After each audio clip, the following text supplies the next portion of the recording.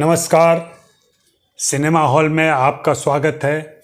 मैं अजय ब्रह्मात्मस। आज मैं रावण की दाढ़ी इस विवाद पर बात करूंगा।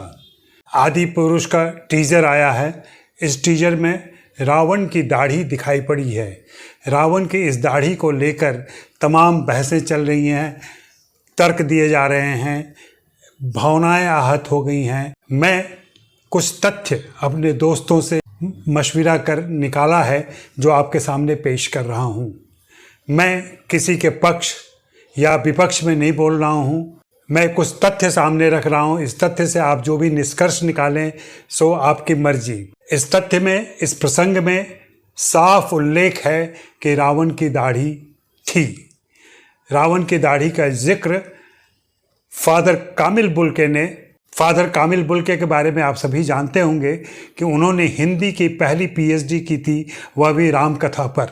और रामकथा की यह पुस्तक उपलब्ध है बाजार में, आप चाहें तो इसे देखकर पढ़ सकते हैं। और इसी पुस्तक में उन्होंने इस बात का जिक्र किया है, उल्लेख किया है कि रावण की दाढ़ी थी।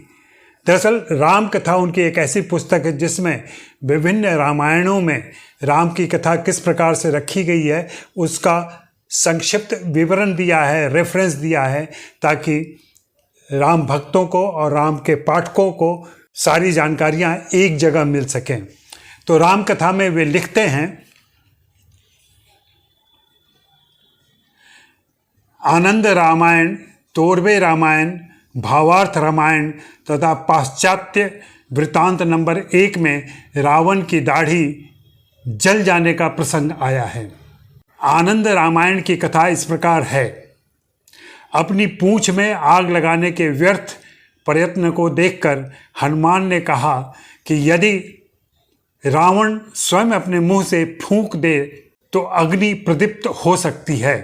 किंतु ज्यों ही रावण ने फूंकना आरंभ किया, उनके 10 सिरों के बालों तथा दाढ़ी मूछ में आग लग गई। इसे बुझाने के लिए रावण अपने 20 हाथों से अपने मुखों पर थप्पड़ मारने लगा, जिससे सभी राक्षस खिलखिलाकर हंस पड़े। यहाँ 2 चीजें साफ पता चलती हैं कि एक तो हनुमान कितने हाजिर जवाब थे और उनकी बुद्धि कितनी तीक्ष्ण थी कि उन्होंने रावण को अपनी पूंछ की आग को भड़काने के लिए फूंकने की सलाह दी। शायद वे जानते होंगे कि अगर रावण नज़दीक से फूंकेंगे उनके पूंछ को तो आग जो भड़केगी, आग जो लहकेगी, वह उनकी दाढ़ी में भी लग सकती है। और यही हुआ।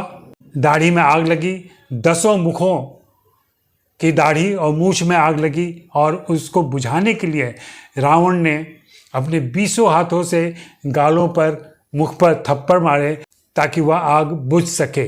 और इसे देखकर वहाँ मौजूद सभी राक्षस खिलखिलाकर हंस पड़े।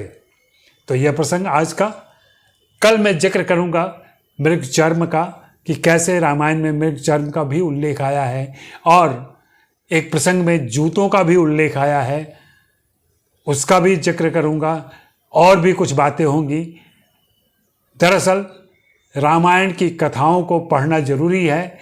न सिर्फ वाल्मीकि रामायण और तुलसीकृत रामचरितमानस, बल्कि दूसरे रामायणों को भी देखने, पढ़ने और समझने की ज़रूरत है।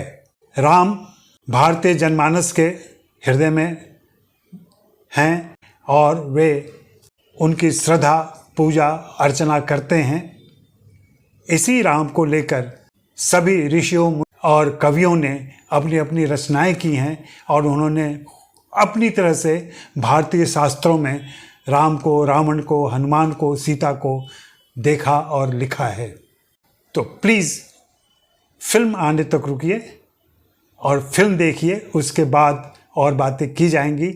और यह दावा कि रावण की दाढ़ी नहीं थी, यह बिल्कुल बेबुनियाद है, क्योंकि एक नहीं कई रामायणों में रावण के दाढ़ी होने की बात आती है।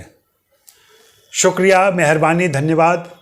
देखते रहें सिनेमा हॉल और buy me a coffee link पर जाकर मेरे लिए कॉफ़ी भी खरीदें।